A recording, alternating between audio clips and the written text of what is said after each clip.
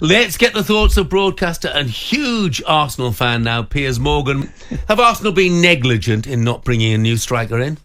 You think? Since Aubameyang got shoved out the door, who was a genuinely world-class striker, in my opinion, and had an amazing scoring record for Arsenal. And all right, Arteta didn't want him, fine. So who are you going to replace him with? Well done, Jeff Steading. Straight in with the action. Great question. Are Arsenal negligent for not signing a striker?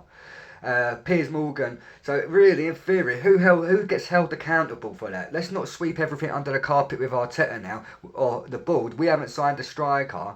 Whose fault is that? Yeah, someone needs to be held accountable for these bad decisions. Yes, it's negligent that we haven't signed a striker. Yes, every Tom, Dick and Harry can see that Arsenal need a striker. In the last 2 games, we've had 40 odd shots at goal, on target, both, whatever. And we've scored 1 goal, and that was from our centre-half, Gabriel. Gabriel has nearly scored as many goals at his time at Arsenal as Jesus has. Jesus has got like 26 goals. And Gabriel's got 20 goals. So our centre-half is catching up with our striker. So that's an issue there. Yes, that's negligence right there. Also, Piers Morgan then brings up the Aubameyang situation. Look, me personally, football's a team game. Aubameyang had to go. His wages were so high. Yeah, he was a great striker for Arsenal. Scored a couple of banging goals in that FA Cup final against Chelsea. I loved Aubameyang at Arsenal, and that's the kind of striker we do need. But yeah, he had to go. But the negligent part, like Piers Morgan says, is has he replaced Aubameyang? And the answer is no. He hasn't replaced him. He thought he had with Kai Havertz, more like Lenny Kravitz. The days for calm are now over, gentlemen. We need a bloody striker! Whoa! Piers Morgan has finally come off the fence. He's normally sitting on the fence. In the Piers Morgan show, he sits more on the fence than a cat, mate. Piers Morgan, he deals with conflicts in other countries. He deals with real world issues. He deals with a lot of serious stuff. But I've never heard him be as passionate as he is when it comes to Arsenal needing a striker. We need a bloody striker! Who should you get? I would literally go right now with a barrel load of cash, drive to Newcastle, and I would offer Newcastle whatever it takes. I don't care. 100 million, 120 million, 140 million, 150 million. I think Piers Morgan has been watching Narcos too much. The Pablo Escobar saga. Blood Dot or Blurmore. I mean, he's seriously going on like a Colombian drug lord trying to bribe a corrupt politician, and Newcastle in this case are the corrupt politician. Take all the cash you want and give me what I want. End of discussion. I mean, is it that easy, Piers? Do you know how many chances we've had? How many shots we've had in this week? Right, this week alone, 49 shots. Do you know how many goals we scored? 1. We do not have a proper striker. We do not have a proper striker is understatement of the century, mate.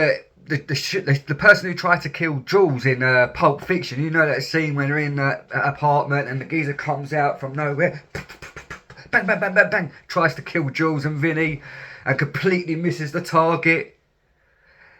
Kai Havertz and the Arsenal strikers make that geezer look like a good shooter. The idea that Kai Havertz is going to be the guy that wins you big trophies, leading the line for Arsenal, is for the birds, and every Arsenal fan knows it. Why doesn't Mikel Arteta know it? 60 million down the drain. Full stop at the end of that. I will never finish the rest of that chant off in my life. I mean, let me put it to you like this. You've got companies like Tesla. You've got companies like Apple. If someone in Apple or Tesla decided to lose 800 million, because that's what basically we've done now. We've spent 800 million. It's come to this point now. We've not won nothing. We're not scoring goals. That 800 million is looking like that's gone down the drain. Do you know what I mean? Never mind the 65 million we spent on Havertz going down the drain. The 800 million he spent in total looks like it's gone down the drain. Someone would be held accountable, like in these big companies like Tesla and Apple. They think they'd still be in a job if they lost 800 million. No way in hell. They probably wouldn't even still be alive. No, well, you just heard, Piers, you just heard Mikel Arteta in our clip there saying that there are very few teams in the world who are at our level. Totally deluded. Not many clubs on our level in world football. Did Arteta just say that? It's unbelievable. Forget sacking Arteta. Now I'm getting worried about the geezer. I think you've got to phone up the NHS now and say, look, listen, someone needs to be sectioned ASAP. Someone needs to come round with the straitjackets and put it on Arteta and get him in a padded cell, because now this is getting concerning. Deluded is an understatement. He needs to be locked away for he's a danger to society saying things like that. We're nowhere near that level. Last season we were attacking, and the season before we were attacking. We had flair. We were exciting to watch. All right, and we came up just short when we should have won the league both seasons, and that was criminal negligence in not getting over the line. Is it a striker issue? I think it's more of an Arteta issue. We've gone backwards, with 2 great seasons last season, but he couldn't get us over the line, which is criminal in itself, like Piers Morgan said. To now this season, when we look as good as we did in the last few years when we were playing under Arsene Wenger. So to me, that's an Arteta issue. I watched the AFTV yesterday, and a Yardman, he even said it. He'll be happy if it'll be a good January transfer window if we sacked Arteta and brought no one else in, because someone else we need someone to get us over the line. That's the issue here. Yeah, we need the striker, that's as clear as day, but what we need more than a striker is a winner, a coach that is a winner, that has been there and done it.